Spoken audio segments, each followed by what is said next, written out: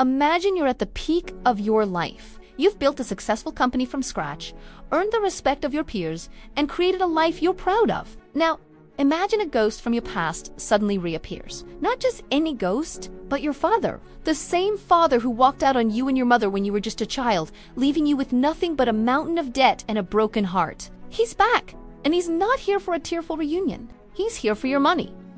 Half of it, to be exact. This isn't a soap opera plot. This was the reality for a man we'll call Alex. Alex remembers the constant worry etched on her face, the bills piling up, and the gnawing feeling of abandonment. He grew up fast shouldering responsibilities that no child should have to bear. He promised himself he would build a life so secure that he and his mother would never have to worry about money again. He poured his pain and determination into his work, creating a tech empire that was the envy of Silicon Valley. He provided for his mother, ensuring she could finally rest and enjoy her life. He thought he had finally closed that painful chapter of his past. Then, the letter arrived. It was from a law firm, and the contents made his blood run cold. His biological father, a man he hadn't seen in over 2 decades, was suing him. The claim? He was entitled to 50% of Alex's company assets.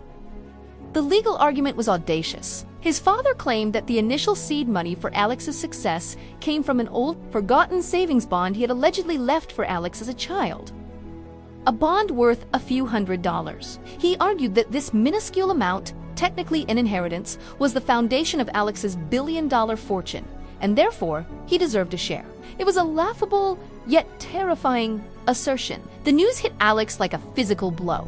It wasn't about the money. He could lose half his fortune and still be incredibly wealthy. It was the principle. The sheer audacity of the man who had caused him so much pain trying to profit from his success. The man who wasn't there for the sleepless nights, the sacrifices, the years of relentless grind. He was a stranger, a biological technicality, who now wanted to reap the rewards of a life he had no part in building. Alex's mother was heartbroken, forced to relive the betrayal all over again.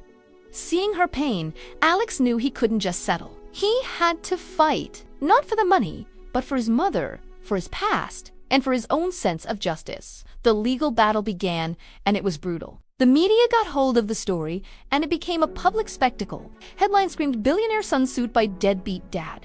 His father's legal team painted Alex as a cold, ungrateful son, turning his back on his own flesh and blood. They paraded his father in front of cameras, a frail-looking old man feigning regret and a desire to reconnect with his long-lost son. They twisted the narrative, trying to weaponize public sentiment against him.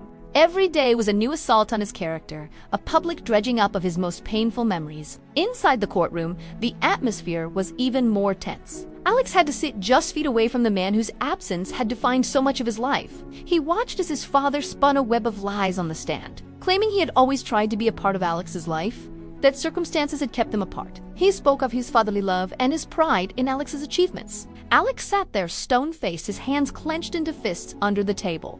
The hypocrisy was suffocating. He remembered the empty birthdays, the missed graduations, the desperate hope that maybe, just maybe, his dad would show up.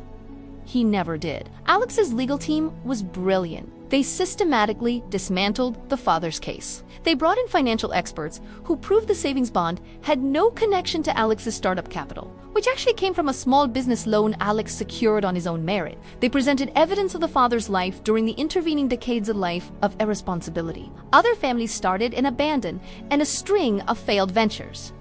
They weren't just proving a legal point, they were exposing the character of the man behind the lawsuit. The most powerful moment of the trial came when Alex's mother took the stand. With quiet dignity, she recounted the story of her struggle as a single parent.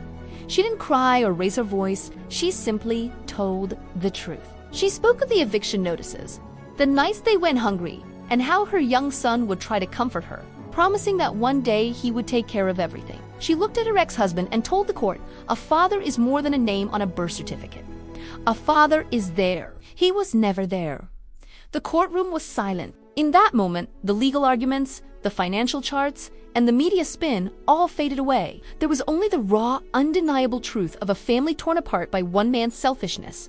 Finally, Alex himself testified. He didn't speak with anger or bitterness, he spoke with a clarity that was chilling. He detailed his journey, not to brag about his success, but to illustrate the cost of it. He told the court that his father hadn't just taken money when he left. He had taken a sense of security, of family, of a normal childhood. He looked directly at his father and said, "You are not entitled to my success because you are not there for my struggle. You do you and get to plant a seed of betrayal, and then show up demanding a share of the harvest." The verdict came swiftly. The judge ruled entirely in Alex's favor, dismissing the father's claim as frivolous and predatory. The judge's words were calling the lawsuit a shameful attempt to exploit the success of a son you abandoned. Justice had been served. The courtroom erupted in quiet relief. Alex had won. He had protected his company, his mother, and his integrity. His friends and legal team surrounded him, clapping him on the back. But as he walked out of the courthouse, past the scrum of reporters, Alex didn't feel the elation he expected. He saw his father being led away by his lawyers, a defeated and pathetic figure. In that moment, Alex didn't see a villain or a monster. He just saw a sad, broken old man who had wasted his life and squandered his only chance at having a family. The victory felt hollow. He had won the battle, but the war had left scars that would never fully heal. He had proven his father had no claim to his money, but in doing so, he had to publicly confirm that he had no real father at all. This story raises a profound question. What does family truly mean? Is it defined by blood, or is it forged through love, support, and shared experience? Alex won his case, but he lost a father along Chimiago. The court victory couldn't mend that original wound. It is a powerful reminder that some of the biggest victories in life can also be the most bittersweet. What do you think? Let me know your thoughts in the comments below. Thanks for watching, and if you found this story compelling, please consider subscribing for more.